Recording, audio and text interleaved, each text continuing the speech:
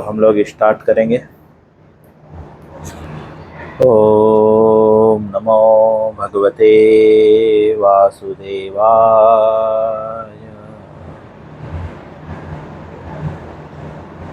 ओम नमो भगवते वासुदेवाय।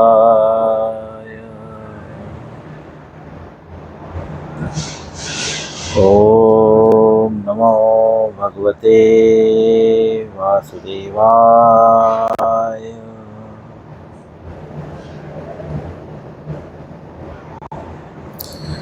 श्रीमद् भगवद गीता यथारूप अध्याय 5 श्लोक संख्या 11।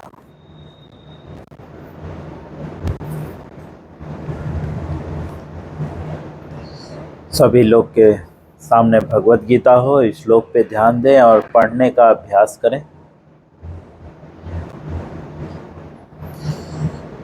कायेन मनसा बुद्ध्या केवलेन्द्रियैरपि योगिनः कर्म कुर्वन्ति संघं त्यक्त्वात्मशुद्धये। पुनः श्लोक पढ़ेंगे। कायेन मनसा बुद्ध्या केवलेन्द्रियैरपि योगिनः कर्म कुर्वन्ति संघं त्यक्त्वात्मशुद्धये। पुनः कायेन मनसा बुद्ध्या केवलेन्द्रियैरपि योगिनः कर्म कुर्वन्ति संघं त्यक्त्वात्मशुद्धये। शब्दार्थ, अनुवाद और तात्पर्य श्रील प्रभुपाद जी के द्वारा। हम पहले शब्दार्थ पढ़ेंगे। कायेन अर्थात शरीर से, मनसा अर्थात मन से, बुद्ध्या अर्थात बुद्धि से, केवले शुद्ध, इंद्रिये अर्थात इंद्रियों से, अपि अर्थात भी, योगिनः अर्थात कृष्ण भावना भावित व्यक्ति, कर्म अर्थात कर्म, कुर्वन्ति करते हैं, संघम अर्थात आसक्ति, त्यक्त्वा अर्थात त्याग कर, आत्मा की, शुद्धये अर्थात शुद्धि के लिए। जैसा कि हम पिछले श्लोक में पढ़ चुके हैं, जो व्यक्ति कर्मों को परमेश्वर को समर्पित करके आसक्ति से मुक्त होकर जो है, अर्थात आसक्त रहित होकर जो है कर्म करता है, वह पाप कर्मों से अप्रभावित रहता है। किस प्रकार से अप्रभावित रहता है? जिस प्रकार से कमल के पत्ते पर जल जो है गिरता है और तुरंत वो जल नीचे गिर जाता है, तो जिस प्रकार कमल का पत्ता जो है जल से अप्रभावित रहता है। अब उसी के आगे यहाँ पे बताते हैं कि जो योगी जन है, अनुवाद, जो योगी जन है वह आसक्त रहित होकर शरीर, मन, बुद्धि तथा इंद्रियों के द्वारा भी केवल शुद्धि के लिए कर्म करते हैं। प्रभुपाद जी जो है शब्दार्थ में योगिनः का अर्थ अर्थात योगी जन, योगी एक वचन है, योगिनः बहुवचन है। ठीक है, तो योगी जन भी बहुवचन है। ठीक है, तो संस्कृत को हिंदी में जो है योगी जन बोलते हैं और संस्कृत में योगिनः बहुवचन, बहुत योगिनः मतलब बहुत सारे योगी। योगी का अर्थ जो कृष्ण भावना व्यक्ति है। तो एक कृष्ण भावना व्यक्ति नहीं, बहुत सारे कृष्ण भावना भावित व्यक्ति जो है वो क्या करते हैं, शरीर से, मन से तथा बुद्धि से जो है इंद्रियों के द्वारा जो है केवल शुद्धि के लिए कर्म करते हैं। कर्म किस लिए करते हैं? केवल शुद्धि के लिए। किसकी शुद्धि के लिए? आत्मा की शुद्धि के लिए। क्यों आत्मा की शुद्धि जरूरी है? कि भगवत गीता के 4थे अध्याय में जो है भगवान बताते हैं, जन्म कर्म चमे दिव्यम, 4थे अध्याय के 9वें श्लोक में, जन्म कर्म चमे दिव्यम मेवम यो व्रेति तत्वतः त्यक्त्वा देहम पुनर्जन्मम नेति मामेति सो अर्जुन। हे अर्जुन, जो मेरे जन्म कर्म को, जो मेरे आविर्भाव, जन्म अर्थात आविर्भाव कर्म को, इस दिव्य प्रकृति को जान लेता है, वह पुनः इस संसार को छोड़ने के बाद, इस भौतिक जगत में छोड़ने के बाद वह व्यक्ति कभी दोबारा इस संसार में नहीं जन्म लेता। कहाँ जन्म लेता है? वह सनातन धर्म धाम को प्राप्त होता है, भगवान के सनातन धाम को। वहाँ पे बताते हैं मेरे अपितु मेरे सनातन धाम को प्राप्त होता है। तो उसी के गुण को बताया जा रहा है, कौन भगवान के जन्म कर्म को समझ सकता है। तो हम देख रहे हैं कि कई श्लोक में बार बार जो है आसक्ति का प्रयोग किया जा रहा है। आसक्त रहित होकर, आसक्त रहित होकर। इस श्लोक में भी सबसे पहले बोलते हैं योगिनः, अर्थात जो कृष्ण भावना भावित व्यक्ति है, योगी जन, वो कैसे कर्म करते हैं? आसक्त रहित होकर। पिछले श्लोक में भी बताते हैं जो है व्यक्ति पाप से कैसे मुक्त हो सकता है, तो आसक्त रहित होकर। ठीक। 4थे अध्याय में भी जब भी भगवान 9वें श्लोक में बोलते हैं जन्म कर्म चमे दिव्यम मेव यो व्रेति तत्वतः त्यक्त्वा देहम पुनर्जन्मम नेति मामेति सो अर्जुन। हे अर्जुन, वह व्यक्ति मेरे सनातन धर्म को प्राप्त कर सकता है जो मेरे जन्म कर्म को जान जाता है, मेरे आविर्भाव, जन्म अर्थात आविर्भाव को जान जाता है, कर्म अर्थात भगवान के कर्म जो दिव्य कर्म है उसको जो जान जाता है, दिव्य प्रकृति को जो जान जाता है, वह जो है इस संसार को छोड़ने के बाद पुनः नहीं आता।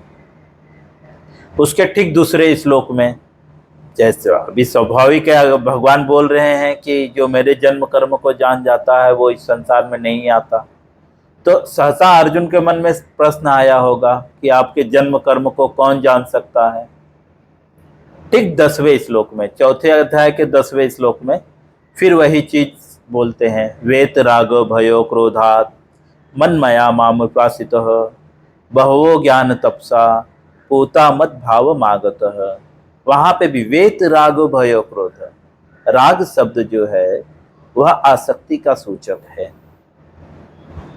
वहां पे शब्दार्थ में राग का जो है अर्थ आसक्ति बता रहे हैं। मतलब सबसे पहले भगवान बताते हैं कि मेरे जन्म कर्म को कौन जान सकता है? जो आसक्त रहित है। क्योंकि वहां पे बोलते हैं जन्म कर्म चमे दिव्यम, मेरे जन्म कर्म को जो जान जाता है, जो दिव्य है, वो पुनः इस संसार में नहीं आता। तो अर्जुन के मन में प्रश्न उठा होगा कि कौन आपके जन्म कर्म को जान सकता है?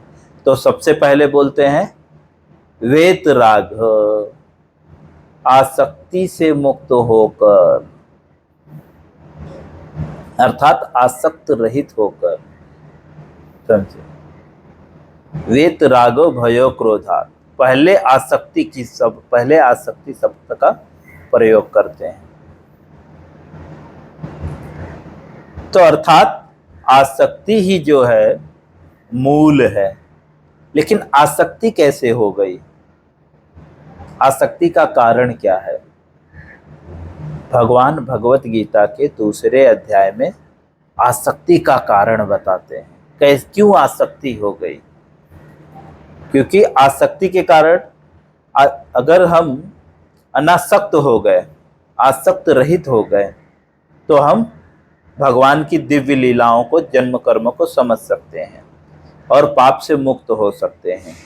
पाप से मुक्त भी हो सकते हैं, इंद्रियां शुद्ध हो सकती हैं, क्योंकि जब इंद्रियां शुद्ध होंगी तभी पाप से मुक्त होंगे, और जब पाप से मुक्त होंगे तभी भगवान के जन्म कर्म को समझ पाएंगे।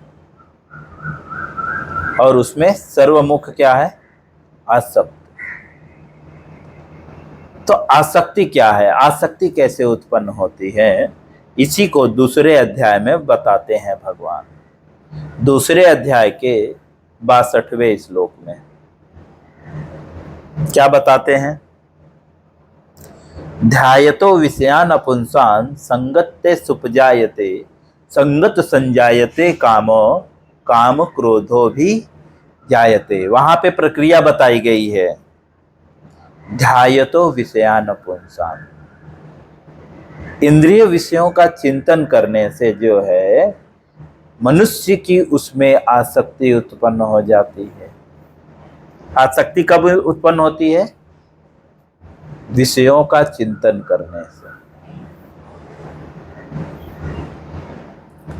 ध्यायतो विषयान पुंसान, जब हम विषयों का चिंतन करते हैं तो विषयों में आसक्ति उत्पन्न हो जाती है।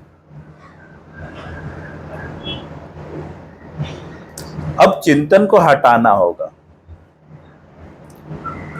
विषयों का चिंतन अर्थात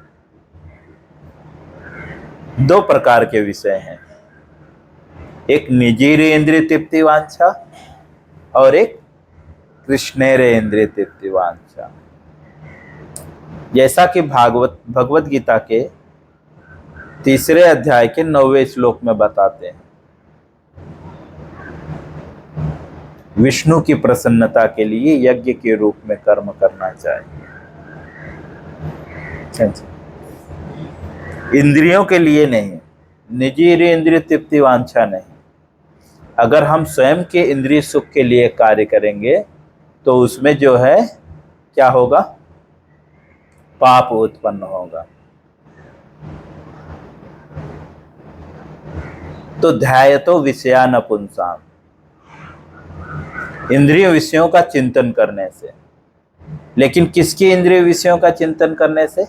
निजीर इंद्रिय तृप्ति वांछा, अपने इंद्रिय तृप्ति की का चिंतन करने से। अगर यही हम जब इसी चिंतन को बदलना होगा, उदाहरण के रूप में भगवान जो है दूसरे अध्याय के 58 श्लोक में बताते हैं, ठीक है, अगर इंद्रिय विषयों का चिंतन करने से आसक्ति उत्पन्न हो रही है तो इंद्रिय विषयों का चिंतन कैसे हटाएं? इंद्रिया मतलब समझ रहे हैं? 5 कर्म इंद्रियां हैं, 5 ज्ञान इंद्रियां हैं, है ना? आँख, कान, नाक, ये सब इंद्रियां हैं, हाथ पैर, ये सब इंद्रियां हैं। तो इंद्रियां जो है अपने विषयों का चिंतन कर रही हैं, तो उसको हटाएं कैसे? तो इसी को जो है भगवत गीता के दूसरे अध्याय के 58 श्लोक में बताते हैं। यदा संघर्ते चायम कुर्मो गानीव सर्वसः इंद्रियाणि इंद्रियार्थेभ्यः तस्य प्रज्ञा प्रतिष्ठिता। भगवान उदाहरण दे रहे हैं, खींचना होगा इंद्रियों को, इंद्रियों विषयों से खींचना होगा, समझे? वो अपने आप नहीं वश में आएगा, उसे खींचना होगा। किस प्रकार खींचना होगा? उदाहरण देते हैं, कुर्मो गानीव सर्वस यदा संघर्ते चायम कुर्मो गानीव सर्वसः। भगवत गीता दूसरा अध्याय 58 श्लोक। जिस प्रकार से कछुआ, कछुआ जानते हैं आप, देखा है कछुआ? जिस प्रकार से कछुआ जो है अपने अंगों को संकुचित कर लेता है, संकुचित मतलब खोल के भीतर कर लेता है, उसी तरह से मनुष्य को अपनी इंद्रिय विषयों से खींच लेना होगा। आप कछुए के पास कभी भी ऐसे जाएंगे ना तो तुरंत अंदर हो जाएगा। किसी ने देखा है, कभी ट्राई किया है? तुरंत अंदर हो जाएगा, पूरे सबको अंदर कर लेगा।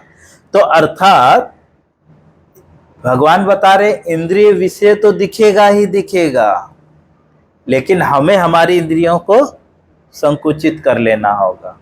आप ये मत सोचिए कि मंदिर में जाने के बाद इंद्रिय विषयों की मुलाकात नहीं होगी। कुछ लोग सोचते हैं प्रभु जी मंदिर में रहने के बाद भक्ति थोड़ा ज़्यादा अच्छी होती है क्योंकि वहाँ पे माया नहीं है, लेकिन भगवान बोल रहे हैं ना ना ना ना, माया सब जगह है, आपको अपनी इंद्रियों को खींचना होगा।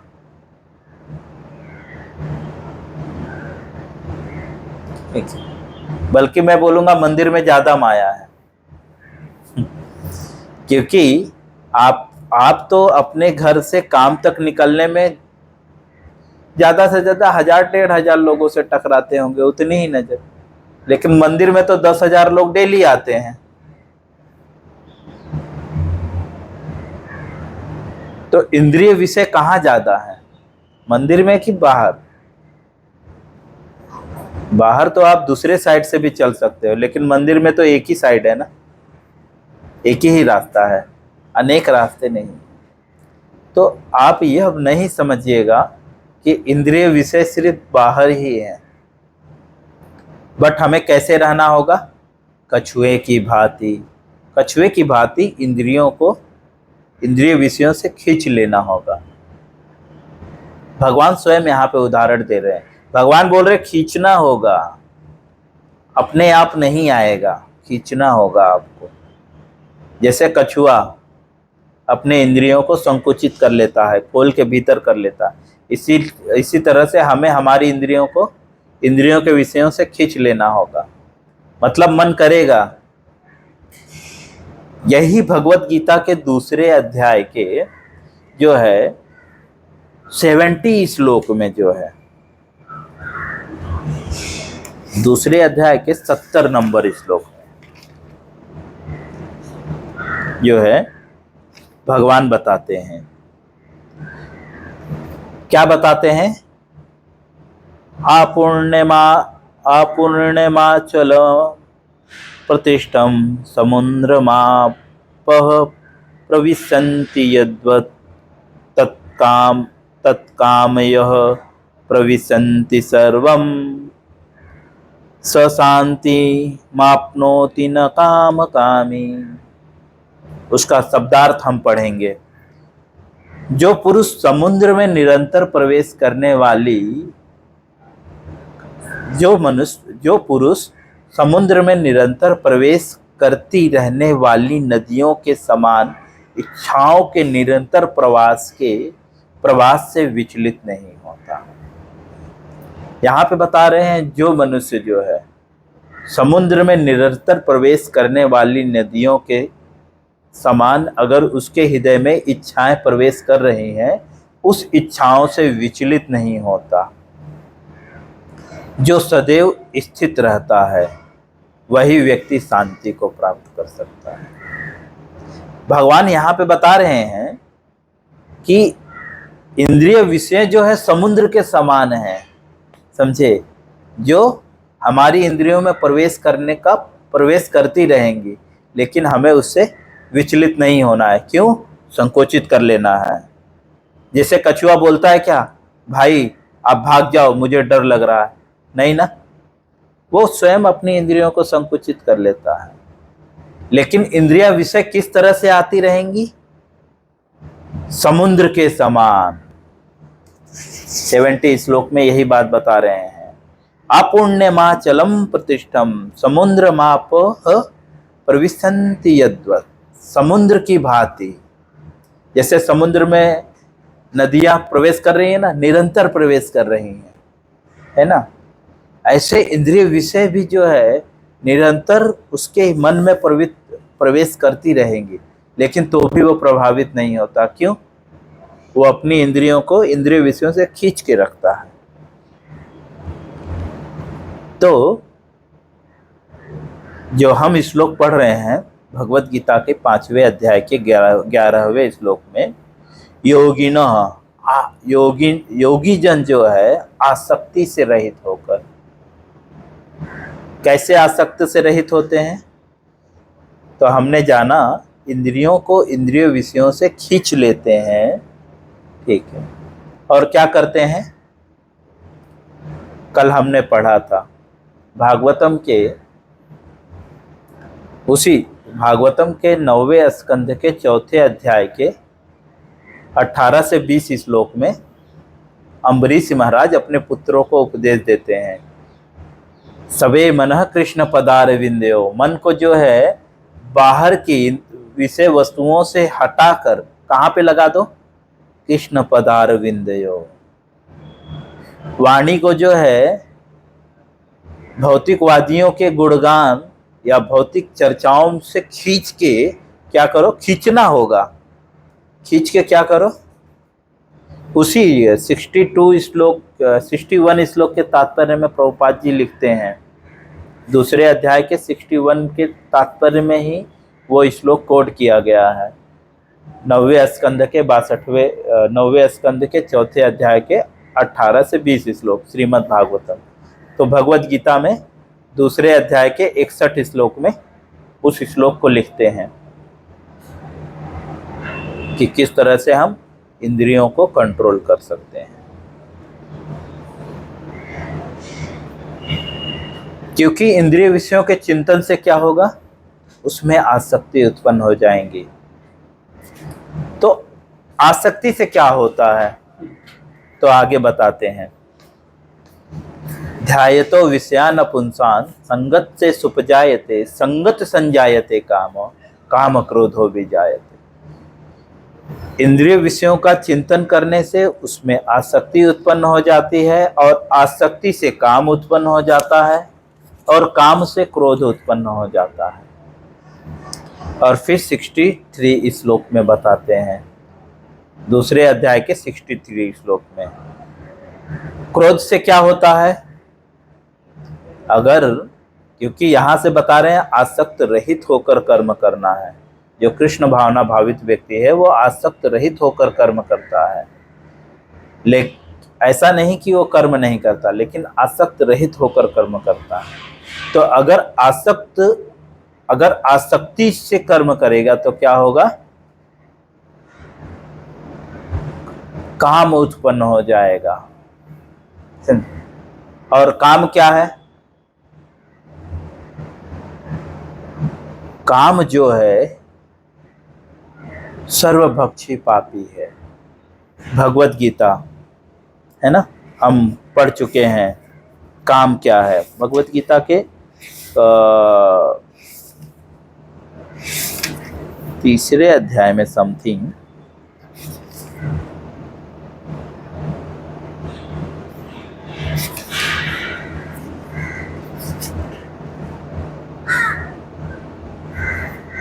तीसरे अध्याय के 39वें श्लोक में समथिंग काम के विषय में बताते हैं। वो काम जो है वो सर्वभक्षी जो है शत्रु है।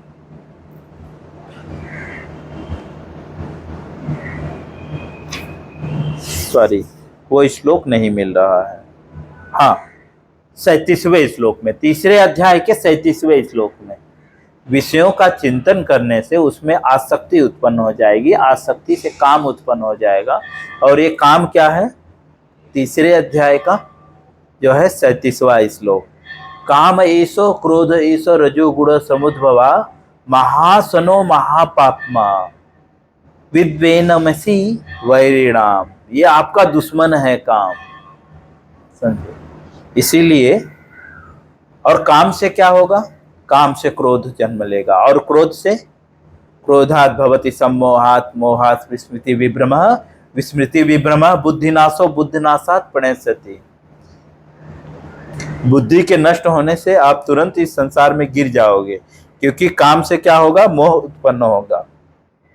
62वें श्लोक के बाद 63वें श्लोक में, दूसरा अध्याय 63वें श्लोक में, क्रोध से जो है मोह उत्पन्न होगा। मोह से स्मरण शक्ति जो है, सोचने की शक्ति जो है वो विभ्रमित हो जाएगी, और स्मरण शक्ति के विभ्रमित होने से बुद्धि नष्ट हो जाएगी। इसीलिए भगवान बार बार हमें चेतावनी दे रहे हैं, आसक्ति से रहित हो जाइए, क्योंकि जब तक आप आसक्त से रहित नहीं होंगे, जब तक आसक्त रहित नहीं होंगे, जब तक आसक्ति को छोड़ोगे नहीं, तब तक बुद्धि नहीं आएगी। क्योंकि आसक्ति के द्वारा प्रभाव देखो, बुद्धि नाशो, बुद्धि नष्ट हो जाती है जिस व्यक्ति की आसक्ति होती है। और आसक्ति से मुक्त होने के लिए क्या करना होगा, ध्यायतो विषयान पुंसाम, इंद्रिय विषयों के चिंतन से हटना होगा। और ये कैसे पॉसिबल है, सबे मनः कृष्ण पदार विंदयो। अम्बरीश महाराज जो है अपने पुत्रों को बताते हैं इंद्रियों को इंद्रिय विषयों से कैसे हटाएं, तो सबे मनः कृष्ण पदार विंदयो, मन को जो है कृष्ण के चरण कमलों में लगाएं। इस तरह से जो है हम आसक्ति से मुक्त हो जाएंगे। वहाँ पे और भी अच्छे से एक्सप्लेन किया गया है, कल भी मैंने उसे पढ़ा था, पैर को कैसे, पैर को, हाथ को, नाक को, कान को कहाँ कहाँ पे लगाना है। इस तरह से हम इंद्रियों को कंट्रोल कर सकते हैं। और जब हम इंद्रियों को कंट्रोल कर लेंगे तो क्या होगा, उसके अनुसार जब हम कर्म करेंगे तो हमारा कर्म जो है शुद्ध हो जाएगा। यह जो है भगवद गीता के 5वें अध्याय के 11वें श्लोक में भगवान बता रहे हैं, जो योगी जन हैं जो है वह आसक्त रहित होकर शरीर, मन, बुद्धि तथा इंद्रियों के द्वारा केवल शुद्धि के लिए कर्म करते हैं। आत्मा की शुद्धि के लिए, केवल शुद्धि अर्थात आत्मा की शुद्धि के लिए कर्म करते हैं। वो भोग के लिए कर्म नहीं करते, वह आत्मा के शुद्धि के लिए करते हैं। इसीलिए हमें जो भी कुछ कर्म करना चाहिए वो किसके लिए, आत्मा की शुद्धि के लिए। ठीक है। और आत्मा की शुद्धि कैसे होगी, जब हम सारे कर्म जो है भगवान के लिए करें। भगवद गीता 3रा अध्याय।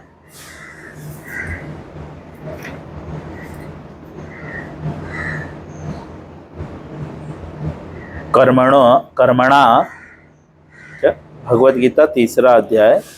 यस, यज्ञार्थ कर्मणा नेत्रम लोकोयम कर्म बंधनम तदर्थम कर्म कौन्तेय मोक्त संग समाचर। भगवान विष्णु की प्रसन्नता के लिए कर्म करना होगा। और कर्मों का विधान कहाँ पे दिया गया है, वेदों में। वेदों में नियत कर्मों का विधान है।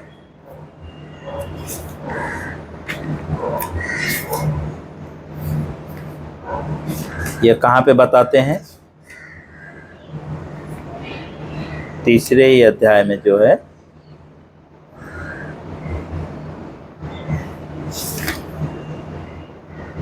3रे अध्याय के 15वें श्लोक में बताते हैं कि कर्मों का जो विधान है वो वेदों में दिया गया है, समझे। और वेद जो है साक्षात कर्म ब्रह्मोद